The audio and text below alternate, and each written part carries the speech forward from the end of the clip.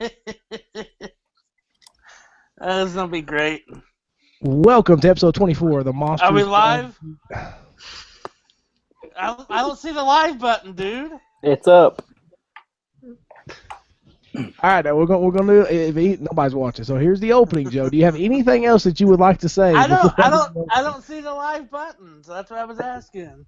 Hey Joe, right. it's your pick in the draft, by the way. Jared, what are we doing right now? I'm just letting you know. Trying to push this thing along. I appreciate that. I appreciate you. Keeping you informed. I appreciate Hi, Joe. you. Hey. I'm like Jericho. When I do this, you be quiet. Okay, here we go.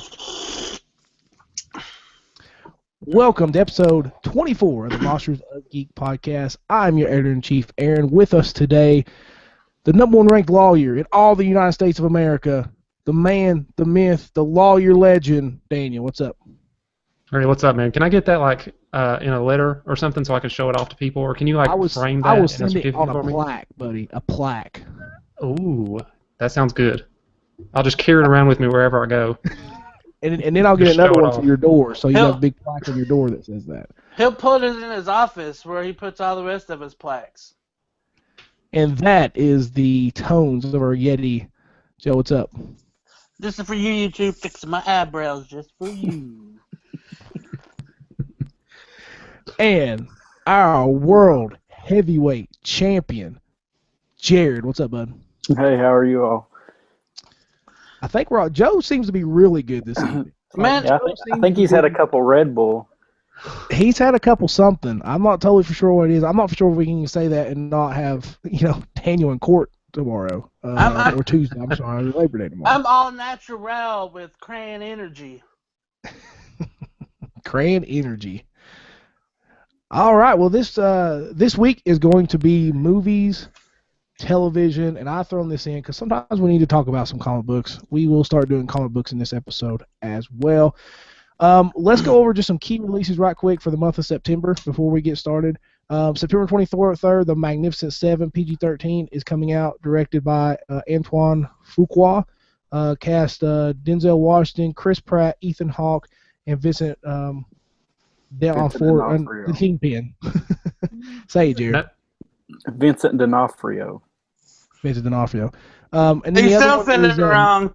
And that looks really good, by the way. That looks great. Yeah, it looks really good. We'll talk about it just here in a second. September 30th, we got Miss Peregrine's Home of Peculiar Children, PG-13, directed by Tim Burton.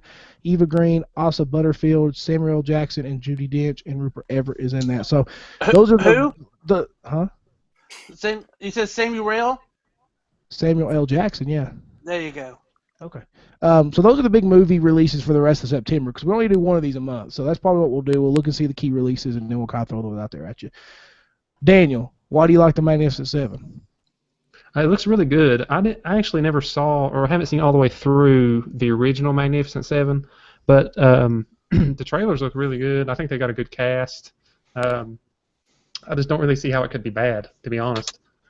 I was wondering if has anyone actually seen like the original? Was it Seven Samurai? Is that what it is? Yeah, I have. Yeah. I actually just bought it on Blu-ray. Is it any good? I watched it not long ago. It's awesome. Yeah. Kurosawa, man, you can't go wrong with that guy. Jared, you can't agree with that, right? Yeah. If you like the older movies, all of them are a little bit slow moving, but they're classics.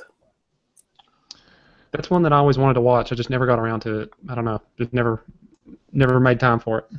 Barnes & Noble, and Jared's tipped me off of this, and then I'm part of a forum, too, that a guy posts when they're on sale, but usually you can get on Barnes & Noble the Criterion Collection for like 50% off every so often, and that's where I got the Seven Samurai on Blu-ray. And they got some really good stuff, just older movies that on Blu-ray and DVD that they put 50% off. So kind of keep a hold of that, and you'll find some good stuff.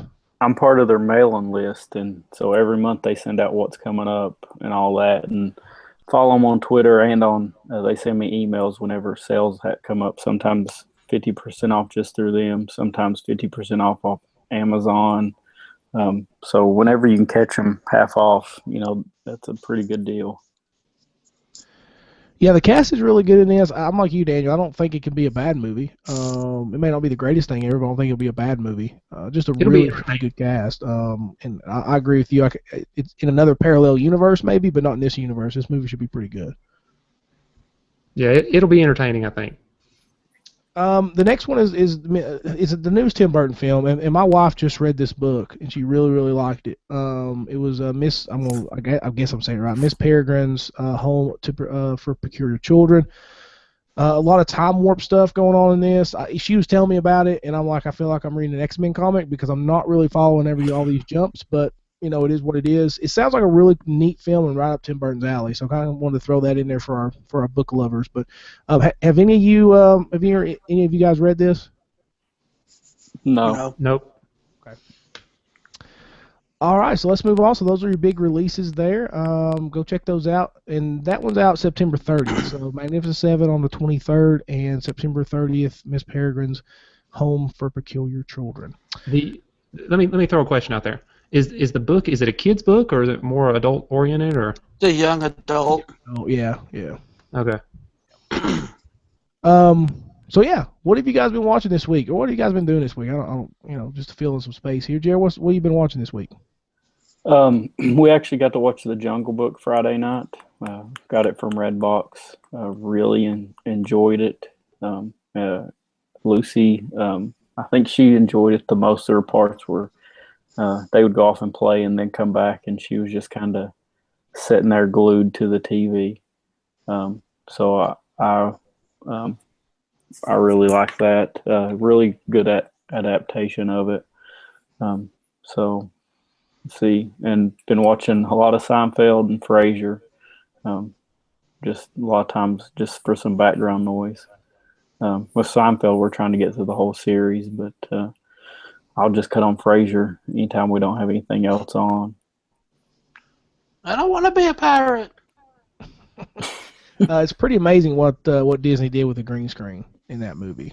Oh yeah. I mean, it's amazing. We always talk about, directors lean too much on the green screen, all that. But Jon Favreau, I think, did the best job I've ever seen with a green screen. I mean, it's just perfectly set up. Everything looked really nice. You couldn't even tell it was a green screen at times. I mean, it's just, we talk about Superman versus Batman, some of the kind of the green screen effects kind of breaking up a little bit. Not this one. This is, smooth, man. And just a great cut job. They edited it really well. Just a really good film. And all the CG was really good.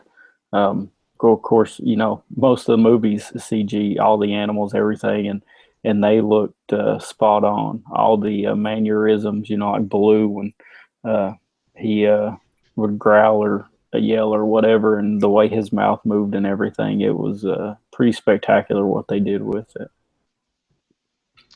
Joe, what you been watching, man? Watching? Yeah, that's what's it. I got Dad started watching Luther. Okay. So he and I've been watching it. I just watched all three Back to the Futures. Great movies. Which one's your favorite, Joe? Probably the second.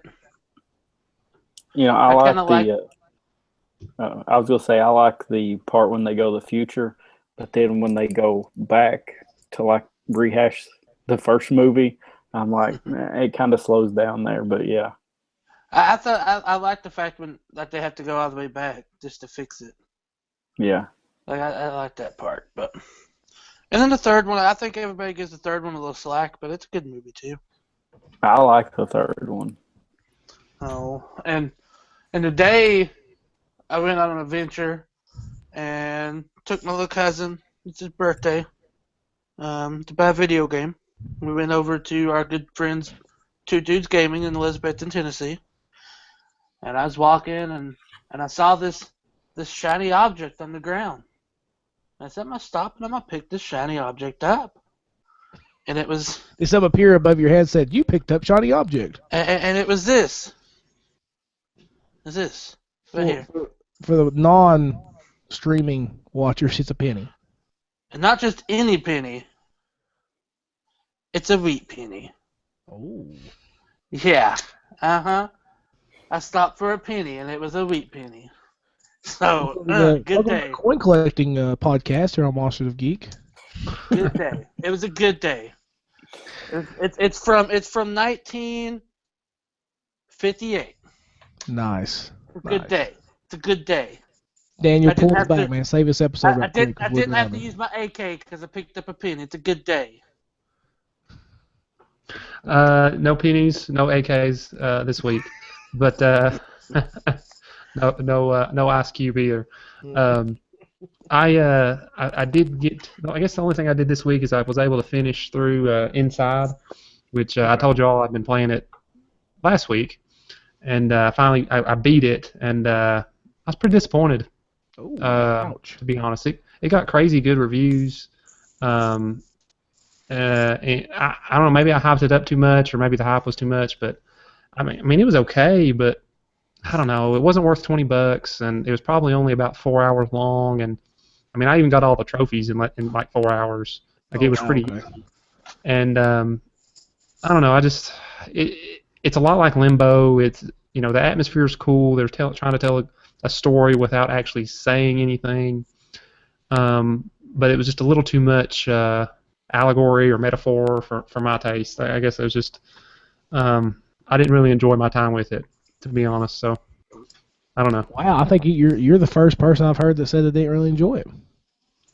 Let me ask you this. Let me ask you this. Did you enjoy the journey and then just didn't like the ending, or say they changed the ending to something else that maybe you liked? Do you think you would like the game more? Well, I don't know. I mean, I guess I just enjoyed parts of it. Okay. And because there were some puzzles that were cool, and there were some aspects of the game that were cool. But I guess just overall, I mean, when I look back on my entire experience, it just wasn't one that I enjoyed or that I would really want to do. I mean, I know I wouldn't want to do it again, but the question is would I have done it knowing what I know now? I'm not sure I would have. I mean, I'm not sure I would have played it. So wait till it's like free on PlayStation. Yeah, it's not worth $20, I don't think. So wait till you get a discount at least. So I have been playing a little game called Overcooked. Now, I don't know if you guys are familiar with this, but it won like best in show at PAX like last year, I think. It's been on, I think it's on Steam or PC or something like that, and it just came to PlayStation 4. I think was it last month? I believe it was released last month. About $17 game, so it's a little bit expensive for just like a downloadable game for me. I say $10 is usually a pretty good price for downloadable games. But Dan Reichert from the Giant Bombcast, which will now be on the Beastcast on the East Coast now, he was just raving about this game as a multiplayer game, and basically it is. The game starts off, and I'm not spoiling anything. The game starts off, and you're basically trying to fight this big spaghetti meatball monster thing. And this guy's telling you, you have to feed it to defeat it. And basically, it's one of those things where you start the game, you're supposed to fail, and then it kind of shoots you in the story. So you're a chef, and you have to go through like these eras. Like you start in like 1993, and you train in this area, and basically you're just fixing food for people. Pretty simple. But it's made to be multiplayer. So you've got these kitchens that move, and you like one's a pirate ship that when it moves, the deck moves the stove and stuff, and you have to try to work, and you go 1 star, 2 star, 3 star, according to how many points you get. Don't play single player because it will make you mad. But if you can get another person, I'd really like to play it 4 people because 4 people would be, because with 2 it's outstanding. With 4 I could just imagine how awesome it would be. But you have to work together, so you have to cut the ingredients, put it in a pot, let it cook. You have to put it out to the person that ordered, and you have like an order thing up top. And obviously you have a timer, and the timer goes down, that order's gone, and that person leaves your restaurant.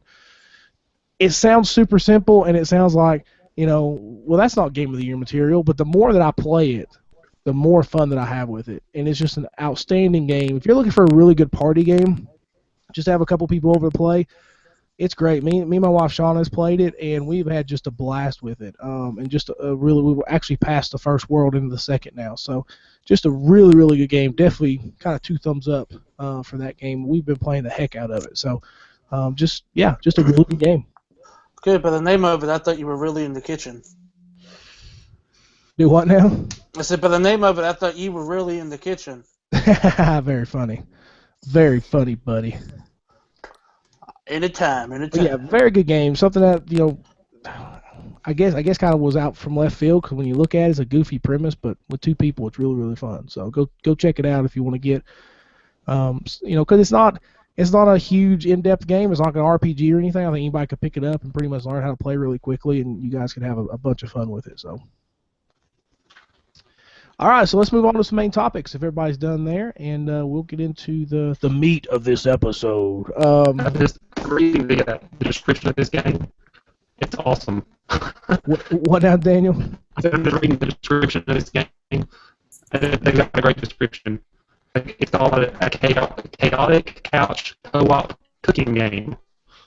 Yeah, it's awesome. For Don't play by players. yourself. Don't play by Wow. yourself because you drive yourself mad. But if you can get one more person, like I'm not trying to be stereotypical here.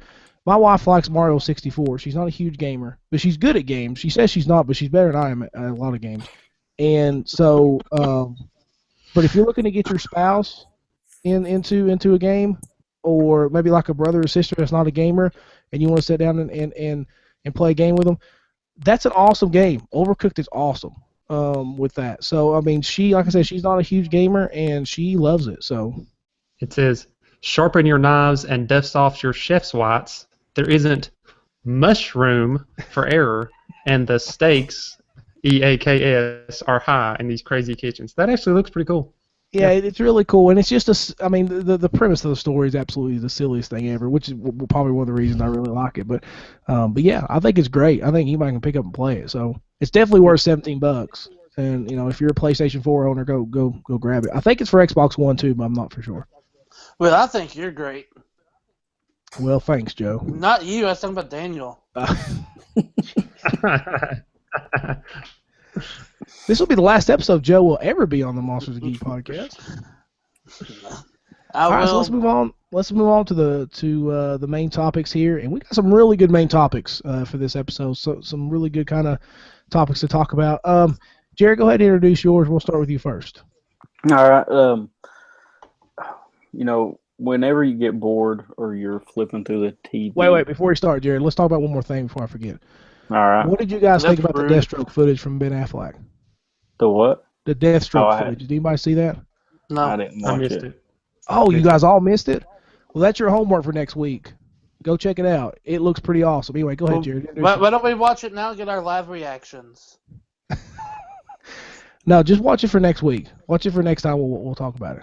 It's cool. I promise you. You'll like it. Okay, go ahead, Jared. Sorry. Oh, wait. Anyway. Sorry, Jared. All right. To call your brothers are being rude tonight. Speaking of cool things that you see because I don't watch much TV, but I saw where Ghost Rider is coming to Agents of S.H.I.E.L.D. I didn't see that. Yeah, it's I was watching Texas versus Notre Dame, and it's like Vengeance is coming. So I can't wait. Robbie Reyes, which is the newest Ghost Rider. I knew they were trying to work him in to the universe. I thought there was actually talk of bringing him over on Netflix. So I may actually start watching that show. Be interesting to see how they do the effects for that, because that's a network show. That's not a Netflix show or anything. We'll see how they pull that off. So. I mean, they did. Oh my God, King Shark on. Yeah, it looked awesome. Flash, though. Yeah, it did. So I mean, it's got to be better than Nicolas Cage broken pointer finger. Hey, Nicolas Cage playing Elvis as Ghost Rider. Is that what you? It did get 3 I'm on sequels. fire, Or 2 sequels. I'm pretty convinced that if you hand Nicolas Cage a leather jacket, he thinks he has to be Elvis. I'm pretty convinced of that. I'm not. I don't. Just every time he acts like he's Elvis when he has a leather jacket on. Isn't that his normal personality? That may be true. That may be true. If Marvel wants a good Ghost Rider movie, just have Sam Elliott do the Western one. That'd be pretty cool. So. All right, Jared. Go ahead and introduce your topic. All right. So anytime you get bored, what's a movie that you can always go to and watch? Whether you're flipping through a channel and it comes on TV, or you just have some downtime and it's something you can always put in and enjoy. It could be more than one movie, so just don't limit it to one. Go ahead, Daniel. Kick us off. Forrest Gump. That'd be mine. It's on TV a lot. I think AMC shows it like all the time, I think. But just about any time it's on, I will stop and watch at least a little bit of it. And I've seen it so many times I could probably quote the whole movie. And it's not even one of those movies that's my favorite anymore. Like when I first saw it, I was like, oh wow, this is a great movie. But now it's just a movie that happens to be on. But I couldn't tell you how many times I've watched that movie through just on cable, just because it's on. So that was, as soon as I read your question, Jared, that was the first thing that I thought of was Forrest Gump. That's a long movie on cable. That's like almost a 4-hour movie. Yes, it is. Which is probably why I just jump in and out, where I watch just scenes of it. Yeah. Joe, what about you? Mine, I say there would be the BBC versions of the Chronicles of Narnia. Yeah, if anybody's ever watched those are awesome. Have you, Jared, Daniel, have you seen those? I've not watched those. No, Those I didn't even know really those were a good. thing. Joe will tell you why they're good. Yeah, Those are really good. They're older. I think they're from like the 70s, maybe 80s. I think they're from the 80s actually. Unfortunately, they stopped at the silver chair. They didn't get all of it done. I think there's a curse put on those books because nobody ever makes it past the silver chair, or they haven't even made it to the silver chair yet. But they stick right to the books. They're long. They're like Lord of the Rings extended version long. But they're worth it. First of all, the silver chair is probably my favorite. It's got Tom Barker in it, which I don't know if y'all know who that is, but one of my favorite actors, British actors, and it's worth the watch. You should really watch it. It came out in 1988, which is later than what I thought it would be. Well, no wonder I like it because it came out on my birth year. So, of course. Hey Joe, what book do they start with? They start with the Chronicles, they start with the Lion, Witch, and Wardrobe. Oh, okay. That's another pet peeve of mine. Nobody ever does the Magician's Nephew first. They always start with the Lion, Witch, and Wardrobe, which is the most famous book in that series. But yeah, which I read the first book. I've got the collection. I've never finished it. Didn't The Magician's Nephew come out after The Lion, the Witch, and the Wardrobe? It did. If you do it by release date, it's like the 6th book or the 5th book. So it's kind of like a prequel anyway. Rather than the first, and yeah. Yeah, but if you do it in the way that the story goes, The Magician's Nephew goes first, then The Lion, Witch, and Wardrobe. What's the original or the first one? What was it? The Lion, Witch, and Wardrobe was the one that came out first. There's one before that in the series. Well, if you're reading it in the way the story goes, The Magician's Nephew is the one that goes before it, but it was actually released after The Lion, Witch, and Wardrobe. I think by release date, I think it's the 5th one. I think it goes The Magician's Nephew, The Horse and His Boy, and then The Last Battle in release date. If you read it the way the story flows, Magician's Nephew would go first. Okay. I thought there was another, maybe it was a short story that started the books off. Because it seemed like there was one before The Lion, but of course it could have been The Magician's Nephew I read. Yeah, that one, if you're reading it. Is that the one? Oh, I bet it is. That's the one with the boy and the girl, and then it tells how the lamppost came into. Where they crawl through the attic space to get to his uncle's room. Yeah, I think that's the one I did read first. I couldn't remember the title though. Yeah, that one was really good. Mhm. All of them's good. You should finish it. So we're going to go from very high intellectual discussion about C.S. Lewis's classic to my movie pick would be the Major League movies. Oh yeah, the ones that I can always watch over and over again. But many times through high school or when I was a kid, I'd be flipping through. And down here, Fox is like on Sunday. Fox doesn't do before they got football. They did movies on Sunday. I don't know if anybody remember that. Mm-hmm. Yep. They would do movies, and Major League would almost be on like every other Sunday, and I would watch it, and then the second one would come on like TBS or something. I'd watch that one. That movie just cracks me up. It's got a really good cast in it, but it's not obviously plot wise. Both movies are exactly the same plot wise. It's just different gags. But anytime those movies are on, man, I mean, I have to stop and watch it. And the stuff with Serrano and all that stuff, and it cracks me up every time. The Randy Quaid stuff I think's hilarious when he's just giving it to him out in the outfield. The original is just, you could quote that entire movie. I mean, it is just so quotable. There are so many great lines, and I mean, it's obviously it's an R movie, but we never saw the R movie on Fox, right? No. But one of my favorite lines at the main end of the movie when Dorn comes up and hands Ricky Vaughn the ball. To get the last guy out of the game before they make the pennant or win the pennant or whatever. he cusses at him, but I always laugh at that line because on like TBS or Fox, it's always like strike this guy out, and it's like they completely cut it to heck and bag. And so for the longest time, I thought that was the actual line until I watched like the unrated cut. Now the second one there's always the second one. The first one was the best one. The second one was still really good as a sequel.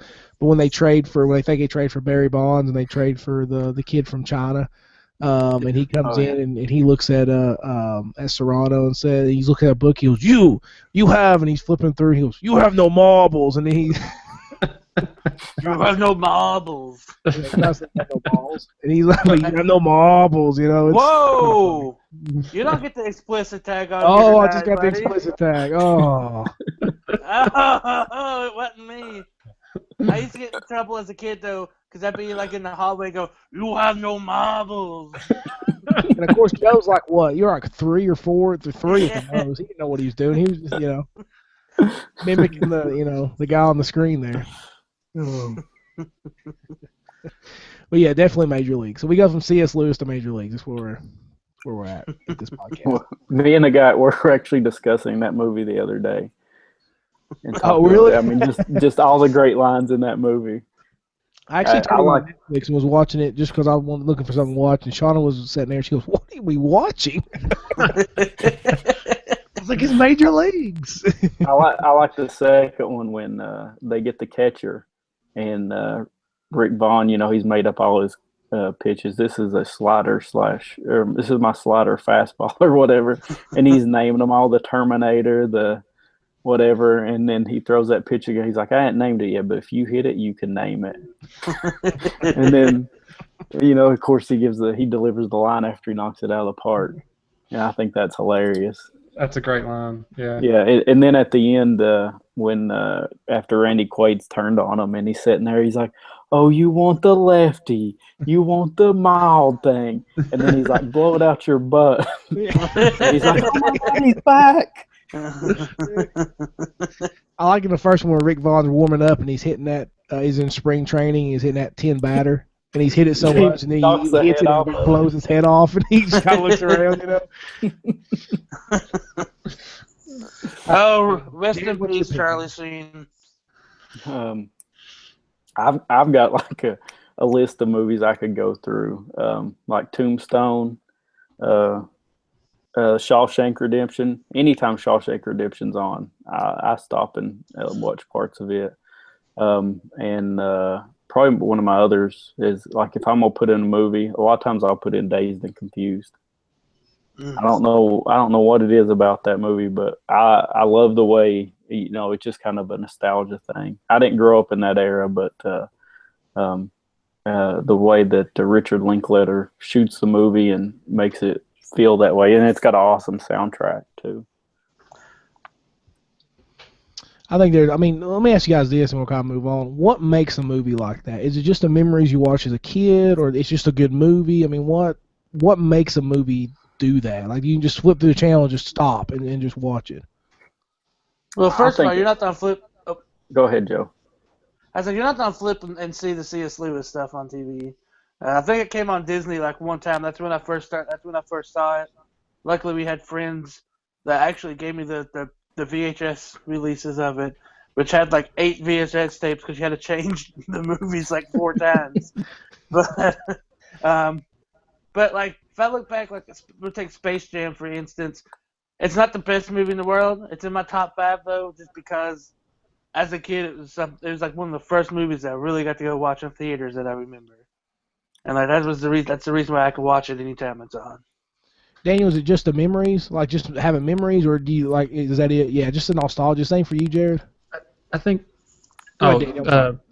what I was going to say was, I think part of it is knowing what's going to happen, like sort of like knowing the formula almost. Like, sometimes it takes a lot of work to watch something new, to watch a new movie or to watch a new show or anything. It takes a lot of, you got to use your head a lot. So when you can just watch something that you've already seen a bunch of times and you already appreciate, you can kind of zone in and out or enjoy certain parts. So I think that's part of it for me personally. Jared, what about you? I think part of it's like the character development, and not necessarily maybe you don't relate with the characters, but like Val Kilmer in Tombstone is one of my favorite roles. It's my favorite role he's ever played, but one of my favorite performances ever. I don't know what it is about him playing Doc Holliday, but it's kind of mesmerizing. And the same thing with yeah, and the same thing with Tim Robbins. He's a very relatable character in that role, and he's kind of sympathetic, or you can empathize with him. But it just draws upon some emotions, I guess, and it creates a whole atmosphere with that movie. So I don't know what it is with those. I guess I just have a connection with them for some strange reason. I've never been to jail or been wrongfully accused, but I think part of it's his performance, and I can watch it over and over again. And I also love Morgan Freeman's performance in that role. Yeah, I mean, I think with everything, I think it comes down to how it draws you emotionally, whether it be a video game or movie or TV or music. Music is obviously a very emotional medium, and I think a lot of it's nostalgia, but it's where you was at. What kind of you can remember where you're at in life. Maybe you're going through a tough time, and that movie, is what you remember that's bringing you through. Maybe it's a song or whatever. I think when it comes to entertainment and geekdom in general. A lot of stuff we have emotional ties to. So, and it's same with movies. I think that's it. I think you remember, like, whether it be a memory of me and Joe watching Major Leagues or some kind of character that Jared said or whatever. Or, maybe whatever it is, it has to be somewhat of an emotional pull. So I think that's more or less why we always come back to whatever we enjoy because of that nostalgia or emotional pull. So, Aaron, let me ask you this: What did you just call me? I'm calling you that because of the podcast. Maybe I don't know if I've ever called you Bub on the podcast, so I don't know. But from now on, Aaron's Bub. So if I say Bub, that's what I'm talking about. All right. So if we, how many times do you think that we watched those movies? Like the Chronicles of total? Narnia movies. Oh Lord, Yeah, I don't know, man. Because do you remember growing? I probably rented them so much I could have bought them before the Irvins gave them to us before they moved.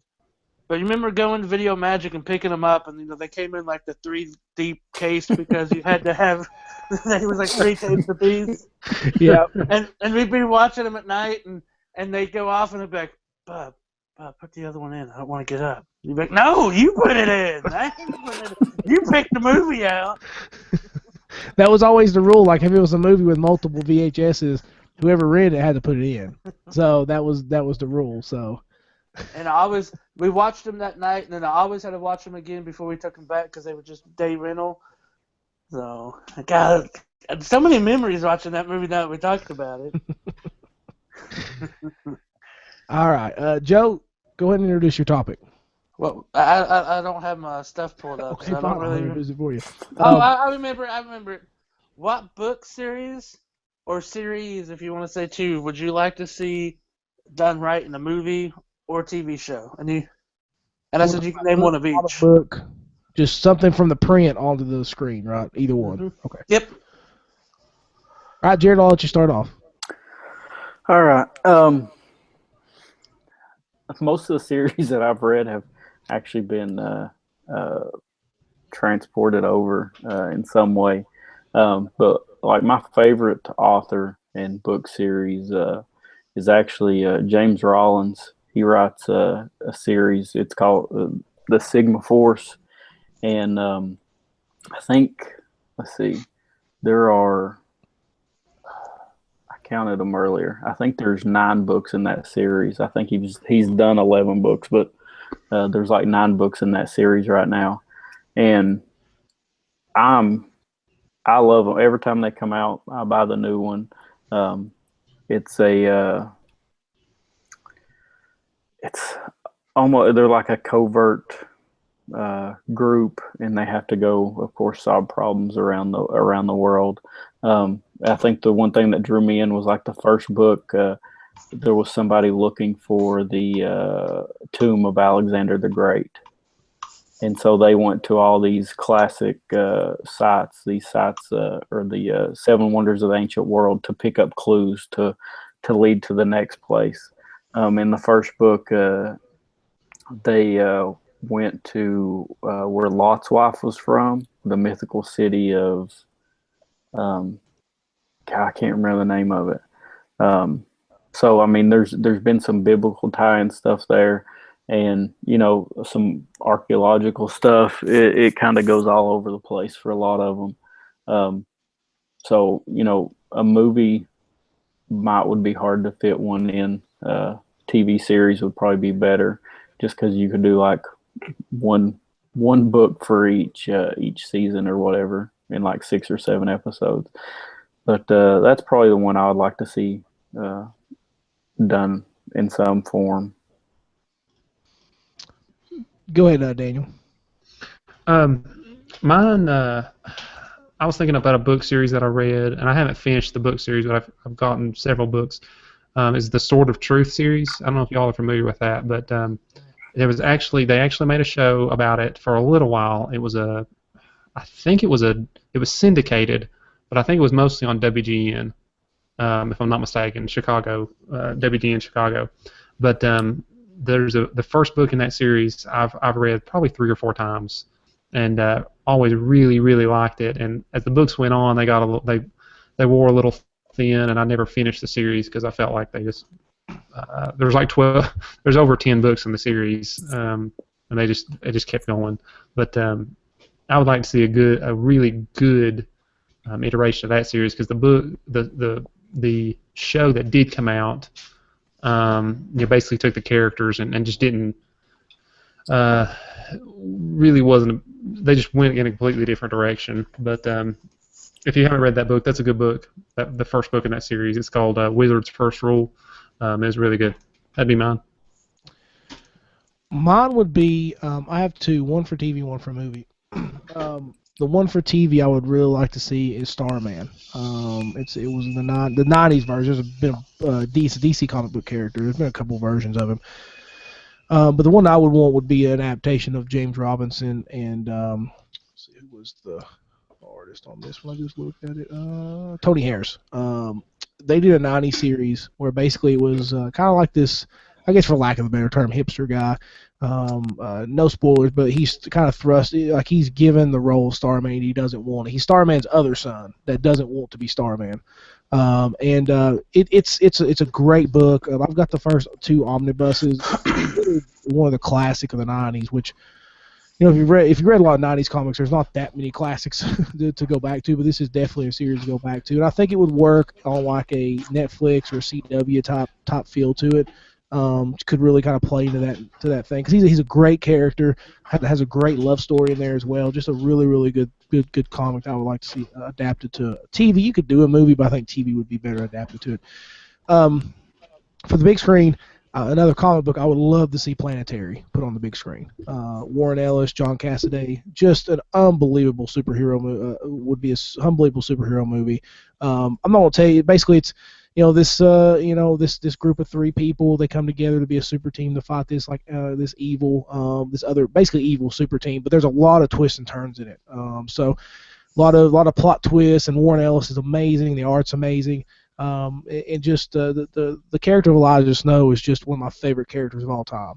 It's like Clint Eastwood and Han Solo put together or whatever. I think it's basically the best way to describe him. But yeah, really good, and I would love to see that on the big screen. You could probably do it on the small screen, but I would really like to see it on in a movie adaptation. I think it'd be really, really good. So if you got the right people involved. So Joe, what about you, man? I know I've mentioned C.S. Lewis earlier, but I'm gonna mention him again. He had a series before the Chronicles of Narnia it's called the Space Trilogy, and like they're really good science fiction books. If you've never read them, I recommend you go out and find them or buy them on Amazon or something because it's a great story. I would really like to see that adapted into a movie, which I'm surprised it hasn't been because the story would kind of be easy and it's awesome. And with things like back in the day, because these were written like in the 30s and 40s before the Chronicles of Narnia was written.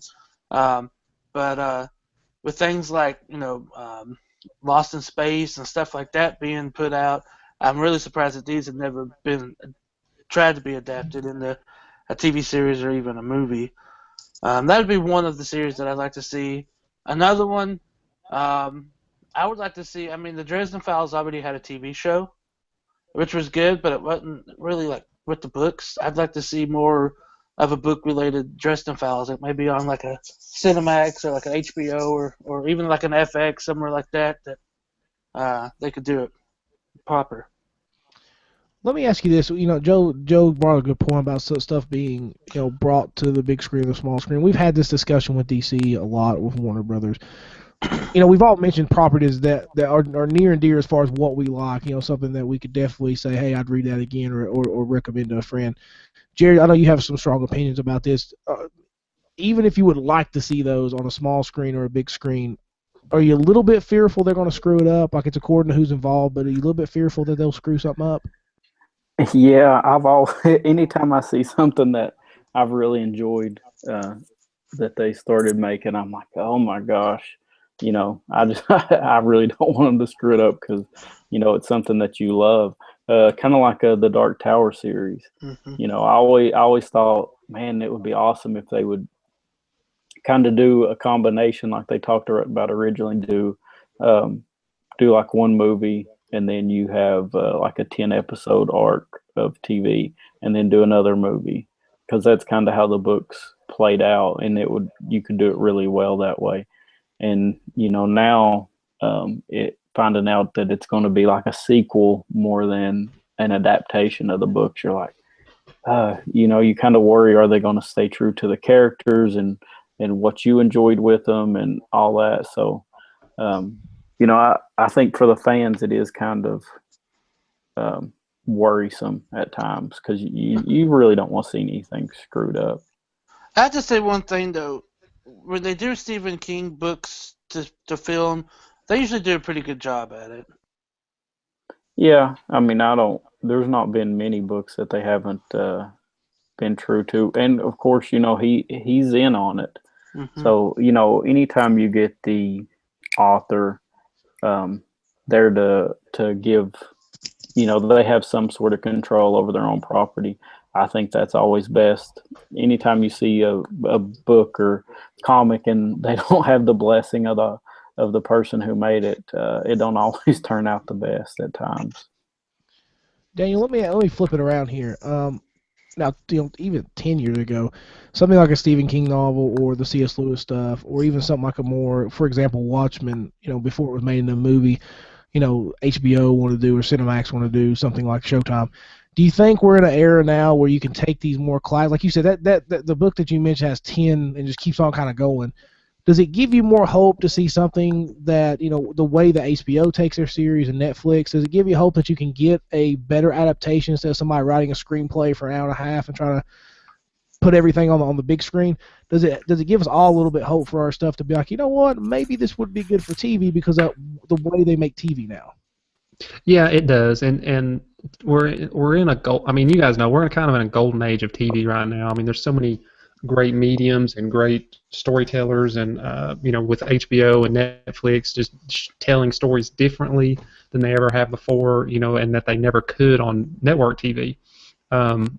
So it does give me hope. It also saddens me a little bit because we're what we always talk about is we're not getting original ideas necessarily.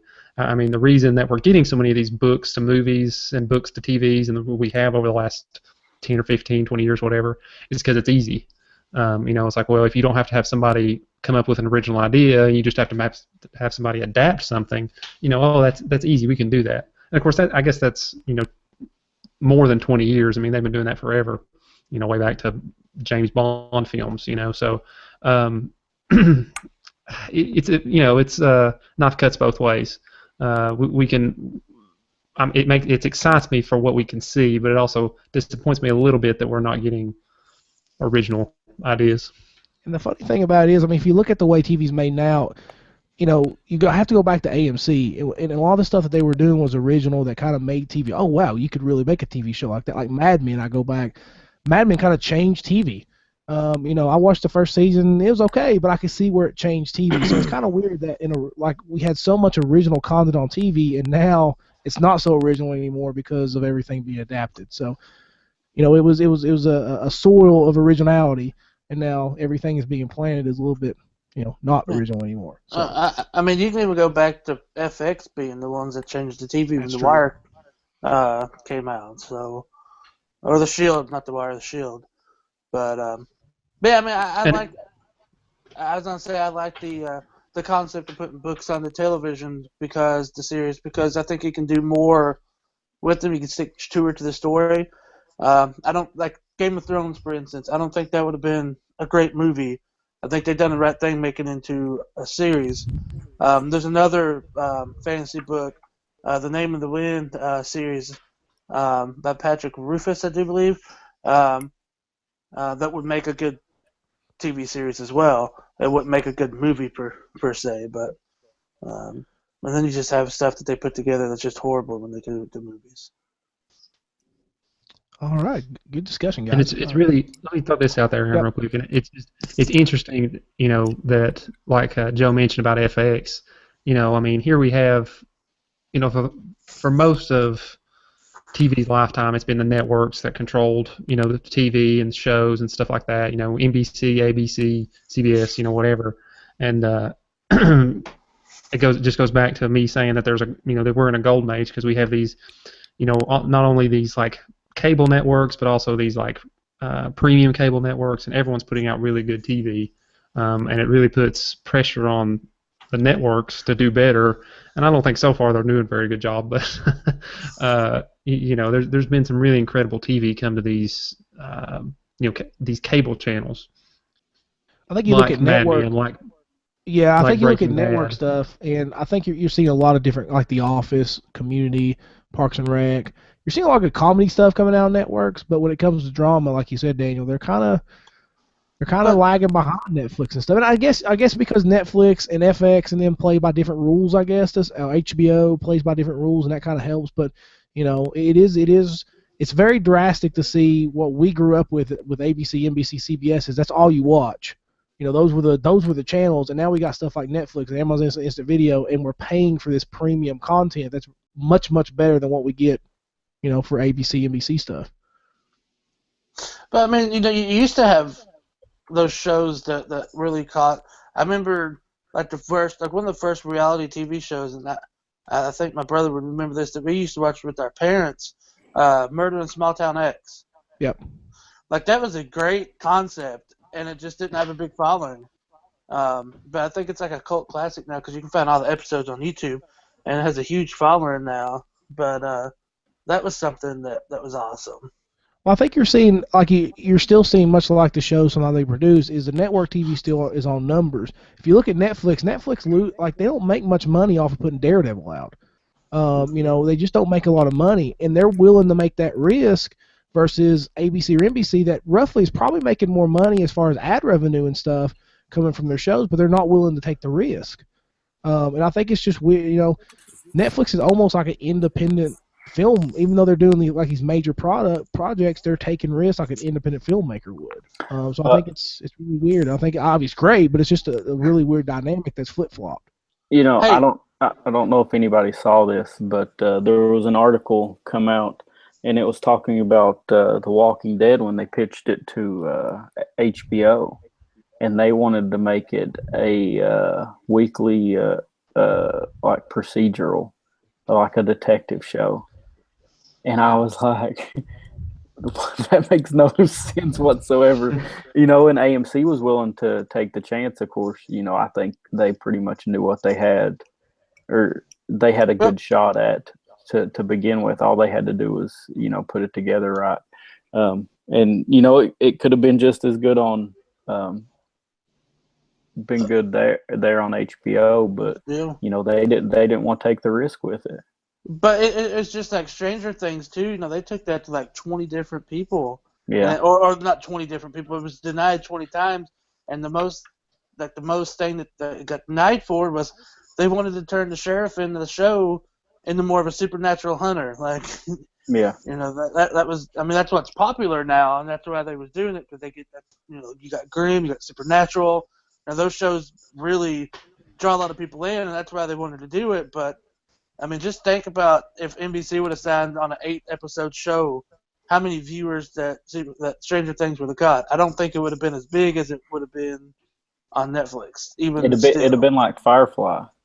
It'd have been like Firefly. Do you remember Happy Town on ABC? Nah, I didn't watch that. That show was awesome. That's a show that Netflix should bring back. But if you ever get a chance and find it and watch it, I don't know if it's on Hulu or Amazon. I don't think it's on Netflix. But it was a really good show, and ABC just cut it off because it didn't get enough viewers. But it was a great show. I mean, we talk about how we adapt everything. Think about how many Stranger Things was a great show. Think about how many original ideas would have been put to the graveyard. I mean, 20 years ago, if Stranger Things would have got denied 20 times, they probably would have tried to go do something else or sell it to be changed. And, you got to give it up to Netflix and them to be like, hey, we're not going to change your idea. Just go do it. Just go shoot it like you want to shoot it. If it works, it works. If it doesn't, it doesn't. So even though we talk about, it's terrible that we're not getting original ideas, but just think about all the original ideas that would have died off. And now we think about, like that show that Jared talks about, the one where the guy goes back to the JFK assassination.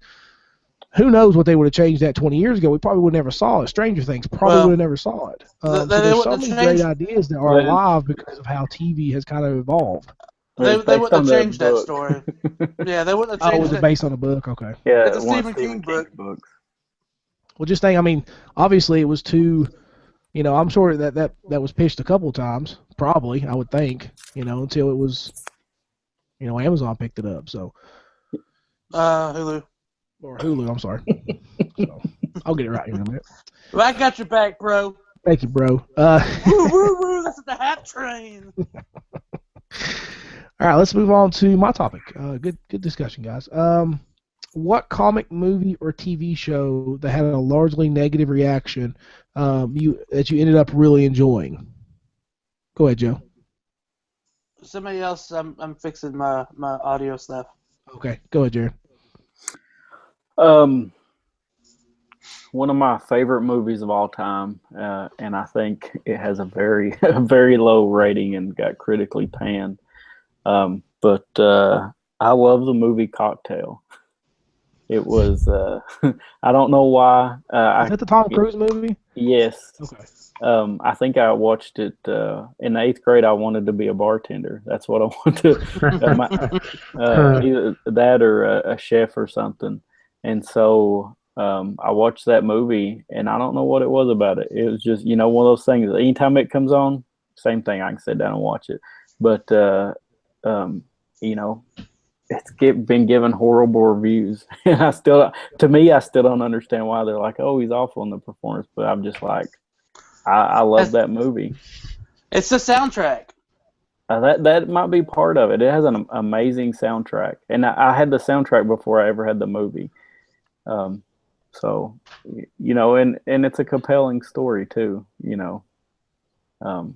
about, he makes a mistake and he pretty much suffers through part of the movie for the mistake. And it's just a different type of lifestyle that really hadn't been put out there at the time. So I always enjoy it. And so. Daniel, what about you? Starship Troopers. Oh, yes. I've got the DVD. I mean, it's a terrible movie. I mean, it really is. It's corny. It's, Casper Van Dien does an awful acting job. Like, I don't know. I haven't seen him in anything else, but he's not very good in that. Everything, it's just not very well done, but I still watch it anytime it's on. Like, I watched it on Netflix last time it was on Netflix. I don't know why. I guess it's just a fun kind of turn off your brain kind of movie. But, I appreciate it for the fact that it's just not very good. I've watched that movie probably a dozen times, and so much so I even bought the DVD. I was like, why not? I love this movie. Yeah, we went to a church yard sale and they had the book there for $1, and I picked it up. The book, I tried reading the book once and I didn't get finished, but the book is like really old, isn't it? Like 1960s or something. Yeah. I think Starship Troopers, and we'll bring this up, Eddie, I think it's got a little bit more love because of the internet in general. But you're right, it is a really bad movie, and obviously critically panned because of how bad it was. But you watch it now, you're just like, this movie's great. Like, I don't know what they were talking about in like 1994 whenever that was released, but I mean, this is great. Joe, what about you? I think Dylan Dog is probably one of my favorite comic book movies, and not a lot of people have seen it. Dylan Dog Days of Night. I think that's one of the ones that should have a TV show instead of a movie because, I mean, how awesome! It's a paranormal cop or private detective that keeps, the human world and the paranormal from crossing over. Tries to. The movie I thought was great. Did you watch the movie with me once? Yeah, I did. I watched it. It's good. It had Kurt Angle in it. It had a good cast. Wait, whoa! You don't say it had Kurt Angle. I know. It had a good cast. You have to. You have to preface it just a little bit, Jim, because you're not helping it at all. But the reason I said Kurt Angle is it's because I remember it used to come on like TNA. Like TNA done stuff with it, like Dylan Dog Days of Night, starring Kurt Angle. Yeah, and that's the reason why I mentioned it because it was like I don't think I want to go see this movie if it has Kurt Angle because it's starring Kurt Angle. It actually turned out to be all right. But I think it would be better on TV. But I really liked the movie. And it was critically panned, right? It didn't. It didn't do well at all. Because I was kind of hoping for a sequel. Dylan Dog 2, starring Kurt Angle. Well, never mind. I'm not gonna say anything. I'll get sad. You'll get what? I'll get sad. Okay. All right. All right, so mine would be obviously coming from a little bit of the comic book world. And actually, comic books is what brought this up. I was reading comic book resources, and sometimes they'll put like funny plot lines, like so-and-so did this and whatever, and you'll click on it, or did so-and-so do this, and you click on it, it tells a storyline and does it. I got into, when I was in college, I went back and read a lot of the 1990s Wolverine stuff. And that's pretty critically panned because it's kind of a little bit hokey, anything in the 90s, the storylines are a little bit. But anyway, that's what kind of brought it up because they brought that up, and I commented, actually, if you go in with the right mindset, this is actually a really fun kind of arc over the last 3 or 4 years, mid-90s into the late 90s. I thought it was really fun. But the one that always pops in my head that is critically panned, everybody pretty much hated it, was All-Star Batman and Robin by Frank Miller and Jim Lee. Basically, people wanted Frank Miller and Jim Lee to do a Dark Knight, kind of a Dark Knight type Batman. Well, he did, but he's like 30 years younger, and he is a psychopath. And he said, just a crazy storyline. Like, this Batman is just a nutcase. Nobody's gonna get along with him. He tries to kill people. It's so off the wall. And I was reading it, and about halfway through the first issue, I thought, this is great. I don't know why. I don't know why everybody hates this. The art looks great. This is Frank Miller. I mean, he's probably sitting there with like gin and tonic, just having a ball, you know, because this guy is just nuts, and it's just all over the place. Batman is just this lunatic, and it's just a fun read. I can see why people don't like it, but it's not in canon. It's not anything that you're going to see in the main Batman books. But it's just a crazy story, and they never finished it. They got 13 issues in, they never finished it.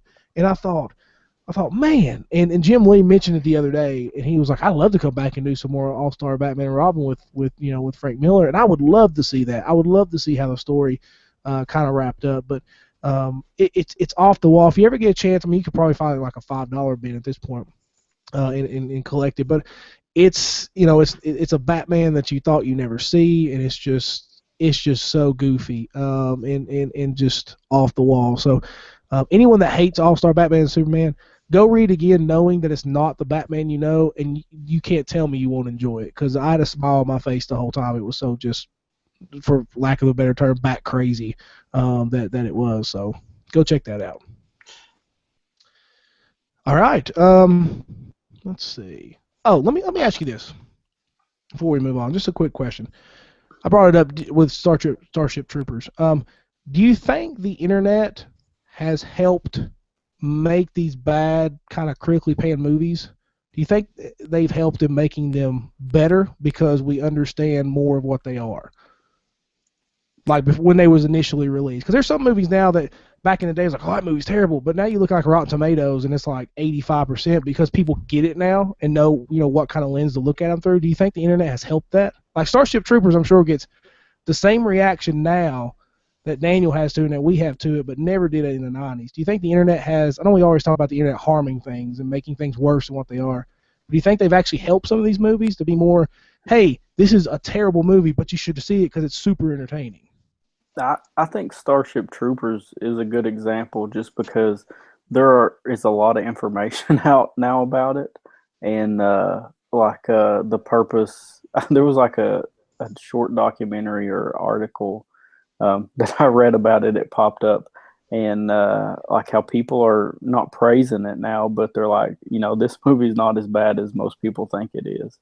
And just because you get some of the backstory and people can now talk about these things, kind of like I would guess with like Superman Lives or Superman Returns, whatever Nicolas Cage was going to do, or there's another documentary, Jodorowsky's Dune, how it was supposed to be done. A lot of the fans are keeping these things alive, so I think it really helps them out. What do you think, Daniel? Yeah, I think so, and they really help these older movies and kind of forgotten movies become cult classics. And I tell you what makes me think of is, or what I think about is, when you can talk to a lot of different people on the internet, and not just like a group of people in a small community like we all live in, you kind of learn that other people like this movie too. You're not alone in liking. Let's just say Starship Troopers. It's like, oh yeah, you like Starship Troopers too, and you guys do too, and I think it helps you, if nothing else, you realize you're not the only one, right? Maybe, and then the more those people get together, the more the word gets out, and people are like, hey, well, these, all these guys like this movie, maybe I should see it too. So yeah, I think it definitely one of the actually good things about the internet is that sharing of information. Yeah, it's kind of like, the internet's like one big primary school like playground. Like you had your group of friends like, oh, we all like G.I. Joes and we all like Ninja Turtles and I have a Sega Genesis, well, I have a Super Nintendo, and it's kind of like that sometimes. Sometimes you just run into a group of people who's like, hey man, I'm a big Starship Troopers fans. Hey, we can be internet friends because you like Starship Troopers. That's all it really kind of takes to be internet friends. So I was thinking about that while we kind of talked about it, and I think that for the relatively negative place that the the internet is usually, I do find that the forums that I visit or even stuff on Twitter, sometimes I'll see something like, man, this movie really gets a bad rap, but it's actually pretty good, or this movie or this comic book or this video game or whatever, you should really kind of go revisit it now and look at it through fresh eyes. So just kind of a question. I misread your question because I thought it was supposed to be what comic book movie that got bad rap did you enjoy? Oh, okay. Or that's what I said. But if we're on the subject, another great movie that's so bad that you have to like it is Over the Top. That is true. Over the Top, man. Let me tell you, Over the Top, TBS. They owe a ton of money to TBS because That that thing movie came on all the time. Mhm. it either came on after Saturday Night Wrestling or like at noon after church or whatever, right? Yep. So it was always on, and we all have great memories of Over the Top. Like, who gets away with running a Mack truck through a penthouse window? Who gets away with that? You want me to tell you who? Sylvester Stallone gets away with that, and that's the guy I want to be. So Because he's saving his kid. yeah, because he's saving his kid. Over the top. Over the Top, man. I think all of us. I will punch somebody something bad about. Will you go over the top when you punch him? Yes, and I'll turn my hat backwards too. You'll break your thumb if you do that. But I would like to see that. Just, I'm gonna punch you over the top. When we have kids or grandkids or something, they'll be like, "Hey, what movie should I watch?" Go watch Over the Top, and then come back and we'll arm wrestle. I'm going over the top, Grandpa. It doesn't And work. don't forget your hat. And don't forget the hat. If you come back without a hat, you go back and get it because we're not arm wrestling unless you have a hat. Oh, man. Another one to throw out there, and I won't talk about it too long, but The Spirit. I know. I don't know if I'm maybe the only one. I But the like Spirit it. movie, I love The Spirit. Like any movie that starts off with a fight in a tar pit and they literally throw a kitchen sink at the guy, I'm done. Like that's Looney Tunes, real life. That's good stuff. So Oh go my- check out The Spirit. Last Action Hero. Last We can go Action on for Hero was a ages. good one. Last Action Hero. I read a Okay. really good article about how Last Action Hero was probably one of the best original ideas of like as far as action movies of that time. And it was a really good article, and a guy made some really good points. I was like, man, that is true. Like that's a neat concept. They poke fun at themselves in that movie at the same time. And You had I tell- Sylvester Stallone as the Terminator and all that stuff, and the kids like pointing out these things. It was pretty hilarious. Idle Hand. That may be the ultimate. That may be the ultimate internet movie because of how self-aware it is. Yeah.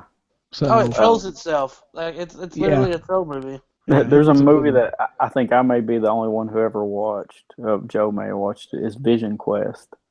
Well, that's the wrestling movie, right? Yeah, it's the only wrestling movie ever made. Wait, No Holds Barred in a real wrestling movie? I'm talking. No. Hey, what happened? Like, what about like Three Ninjas? Like, were the critics like Three Ninjas or like the It made a Navy? lot of money though. Yeah, it was successful in other ways. What about Yeah. the Nanny with Hulk Hogan? Remember that movie? Or Suburban Commando. I mean, they literally remade the Nanny with Vin Diesel in the pacifier. I mean, that Oh wasn't, it wasn't the original idea, but yeah. Oh, Hulk Hogan, Tropic Thunder. What was he doing? I'm gonna quit wrestling. I'm gonna go be on Tropic Thunder. Ooh yeah. That's about Tropic something Thunder, man. I ain't heard that in a long time. else. I go back. God, where was it? I think I was watching it on YouTube. I was just like, I'm gonna go back and watch it. I got hooked on it because it's so bad. It's funny. Jeez, that was terrible. All right, Daniel, go ahead and introduce your subject. Last of the evening. Oh, cool. I get the last one. All right, get the You last get the one. main event status. All right. Prime time. Mine, most of my last topics have been kind of retro related, so I kind of want to go future. Wanted to talk about what's upcoming. So I want to know what everybody's most looking forward to going into for the rest of the year. So we'll start the 1st of September toward January 1st, 2017. For the rest of 2016, what movie are you most looking forward to? Go ahead, Joe. And there's a lot of good movies. So Go ahead, What'd you Joe. say, Aaron? Who? Okay, go ahead, Jared. Joe's doing something else. I was trying to. I would and look through the list, and I was trying not to to steal anybody's, but I would have to say Doctor Strange. I knew that would be Joe's. But other than Doctor Strange, I would say the Magnificent Seven. I've got the original here on Blu-ray, and I haven't actually had a chance to watch it yet. But just from the trailers, when I saw that first trailer, I got really excited about it because I think Chris Pratt and Denzel Washington, Ethan Hawke, they're all three incredible actors. So other than Doctor Strange, that would have to be the one I'm most looking forward to. Joe, what about you? What I'm most looking forward to, of course, I'm gonna say Strange, and then I would probably have to say the new Blair Witch movie. If it's anything like the first, and if it's anything like they're saying it is, which it's probably not, unfortunately, that's what they do is hype it up. But it should be great, like the first one. I think it looks pretty good.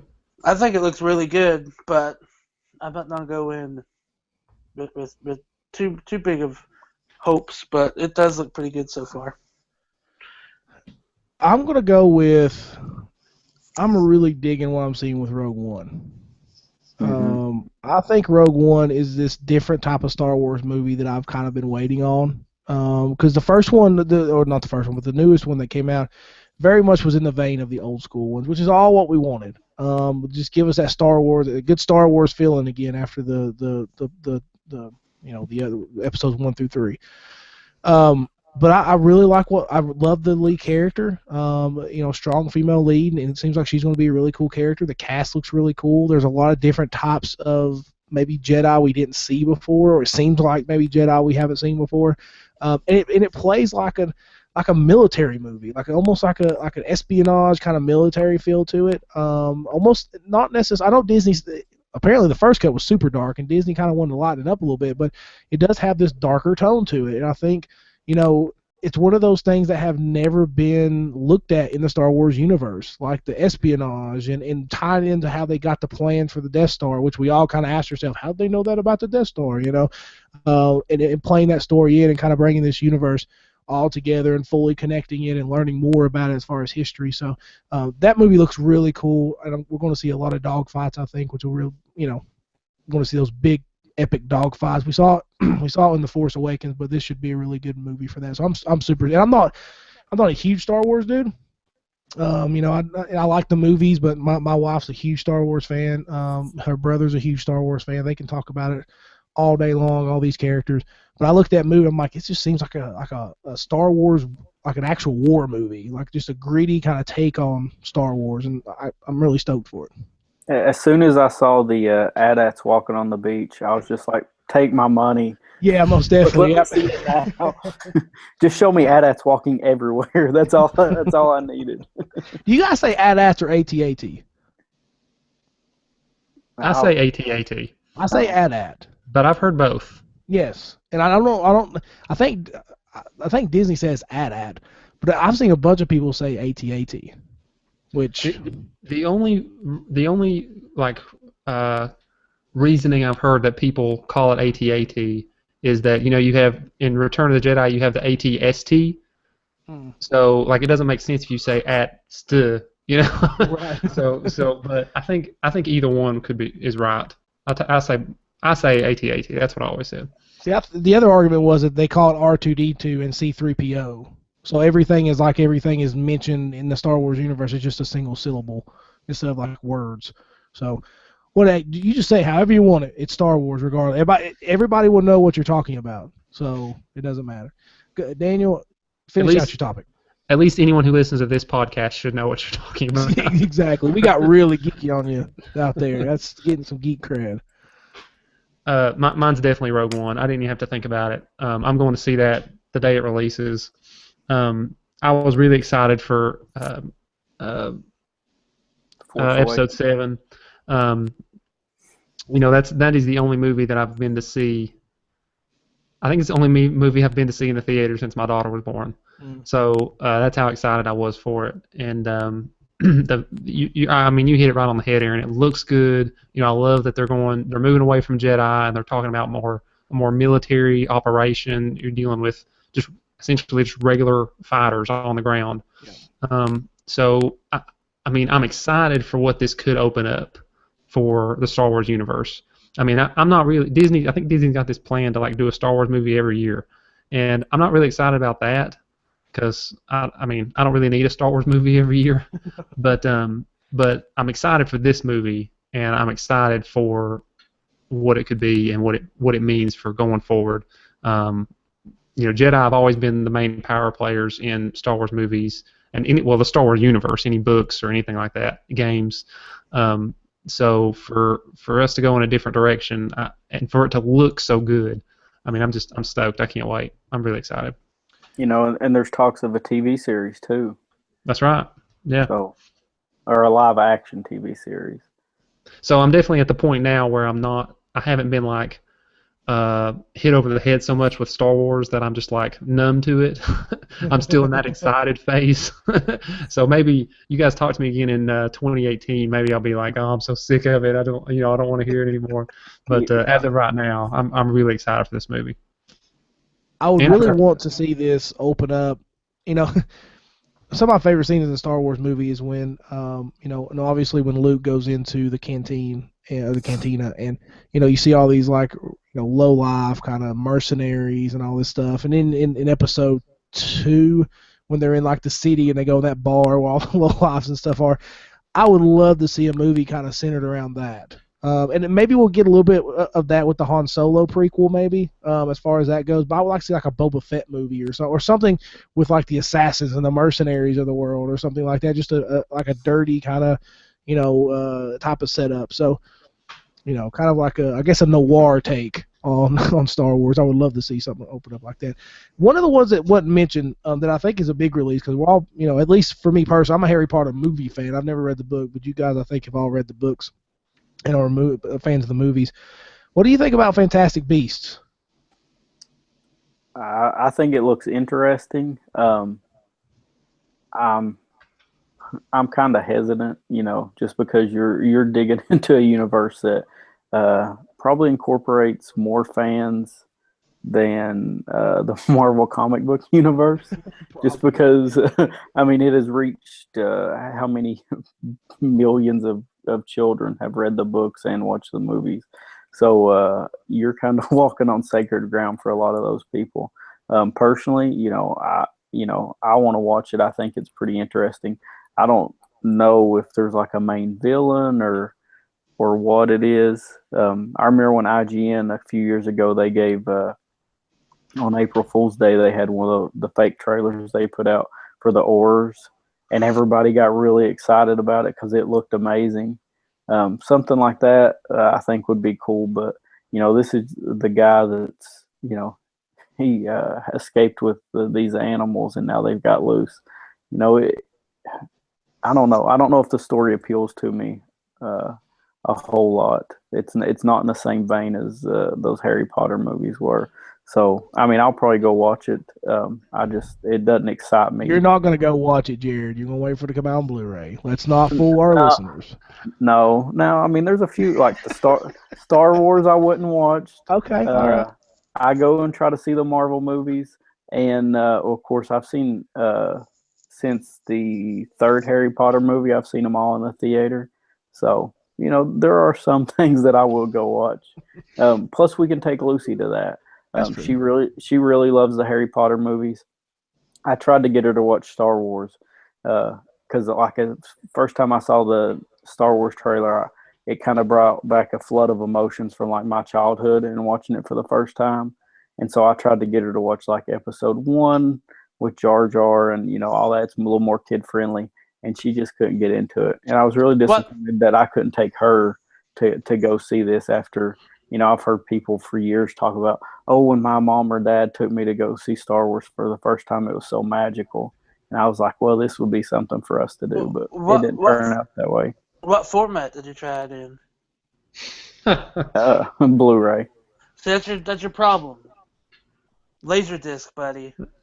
Okay, for episode 1, you walked right into that. There's a big hole. He just covered up with leaves. He's like, "Hey, Jerry, look, I got a piece of candy." They have a Laserdisc for episode 1. Episode 1 is on a Laserdisc. I didn't know that. Yep. We better stop before he goes into the virtues of S video. So we better stop the conversation now before it goes any deeper. I think that movie looks pretty cool. I think the issue is going to have, Jared, and you hit on it, is that it's not rooted like in this lore of Harry Potter. Like it's kind of it is to a certain extent, but it's only kind of like mentioned in the movies. I don't know how they're going to tie it back and make, because the cool thing about the Harry Potter movies, you got Harry Potter, but this whole underlying story about Voldemort and everybody connected to him and how deep it really goes and what made him this way and all this. I don't know how they're going to tie it in. I think it's going to be really cool looking and it's a good concept. I just don't know how they're going to tie everything in. I think that's where it's going to fail. Something about a magical Noah. Basically. They've already started writing a sequel or 2 sequels for it, so that's what Hollywood does really well. Yeah. Hey, I wonder. Speaking of Harry Potter, I wonder if they're gonna do. She got a new book. Which one? They've already bought or purchased the trademark for the movie. Well, I know that, but I wonder if they're gonna do like a non-script version of the book. Oh, I don't know. I couldn't get into it because she didn't write it. I mean, she kind of laid it out, but had somebody else write it. Yeah. Well, they're trying to get Radcliffe back to be Harry in that movie. Like they're trying to do another movie based on the play. Yeah. But I've heard I've heard that the play brings up so many conundrums, basically, and it causes so many problems for the universe that if they're not careful, they could really screw things up. Yeah, like the X-Men. Harry Potter and the X-Men. Yeah, that will be their last stand. What's Wolverine doing in a Harry Potter movie? Harry Potter visits the mansion. Harry Potter and Professor X. Harry, you are special. Come to my school. All right, we're going to end it there. And guys, thank you for taking time out to discuss all this geeky stuff we love and love talking about. And I hope you guys enjoyed the episode. And I hope that you guys continue to stick around. If this is your first episode, please go back and listen to some of our past episodes. And if you wait, we can't end it right now. We had, and I just remembered this, and it should have been my question, and I think we should at least mention it.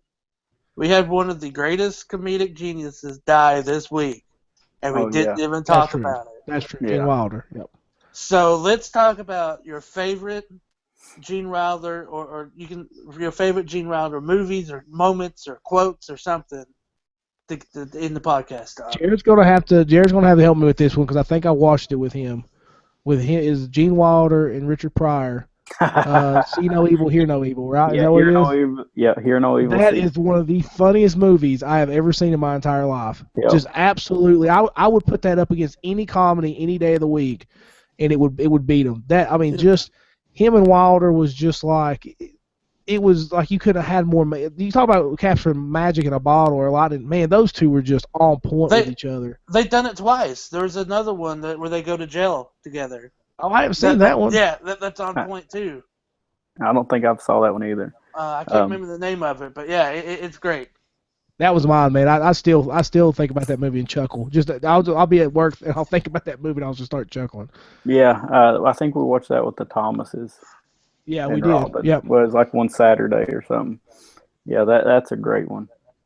I think just about everybody has seen Willy Wonka and the Chocolate Factory.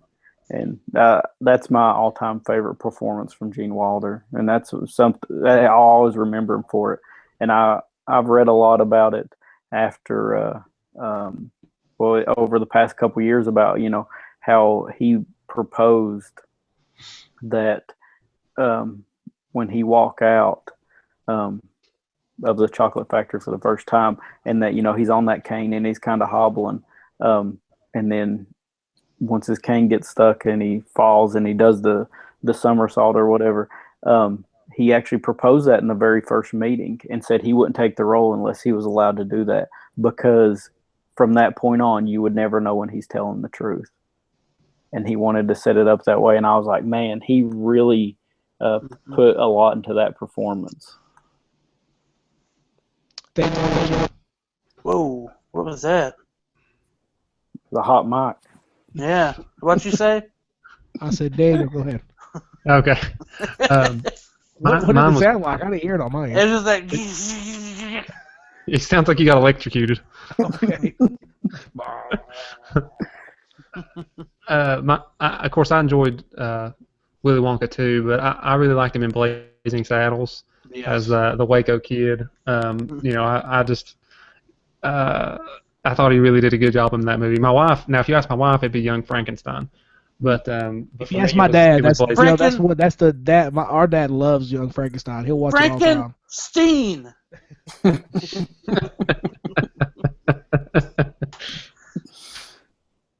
Joe, what about you? Oh man, all of his movies were so good. Um, I love the producers. His role in the producers was really good. I thought he killed it. I liked. Um, he has a movie called Sherlock: The Adventures of Sherlock Holmes' Smarter Brother. I've That never seen that. that's really good. Then you had the Haunted Honeymoon that most people never see. But I think as a kid growing up, minus Willy Wonka, the ABC version of Alice, or what ABC, it might have been CBS version of Alice in Wonderland. They done for TV, and it had like it had him, it had like Whoopi Goldberg. There's a ton of people in it. It What may have part did been he play? he played The Mad Hatter, all right? nope.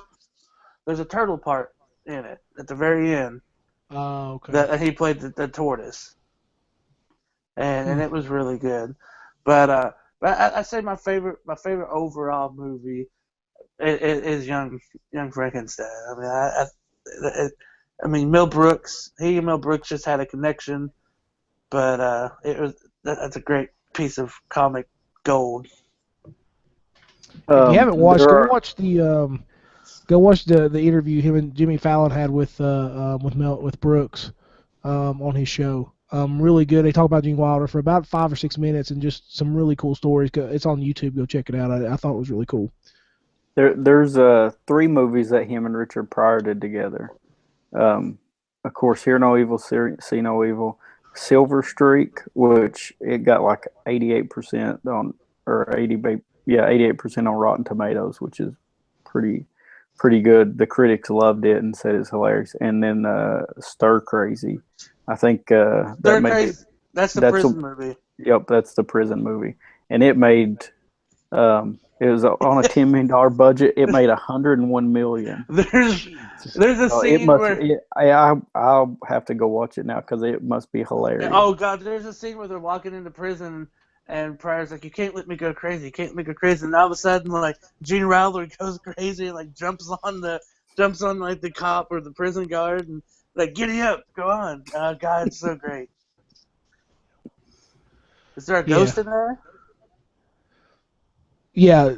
I've seen scenes from Stir Crazy, but I've never seen the whole movie. So I'll Oh definitely god, have yeah. to check it out. I mean, him and Pryor had such a bond on the screen together. So, Yeah, but they worked really well together. All right. So that's a good way to end the podcast. Remembering Gene Wilder. Good call, Joe. Good call. Thanks. But yeah, so that'll end it. If this is your first podcast, please come back. Subscribe on iTunes. We're also on Stitcher, and we're also on Spreaker.com where we upload stuff. So go check that out. Check out monstersofgeek.com. We got some good stuff coming your way as far as print. So go. I'm sure there's something on there that you can read and enjoy, and go check out all my talented friends and the stuff that they put up there because they're pretty smart people. And I love the fact that their stuff's getting read. So go check them out and. Yeah, I guess that's it. So for Daniel, Yeti, Jared, I'm your editor-in-chief, Aaron, and we are out. Love you. Bye.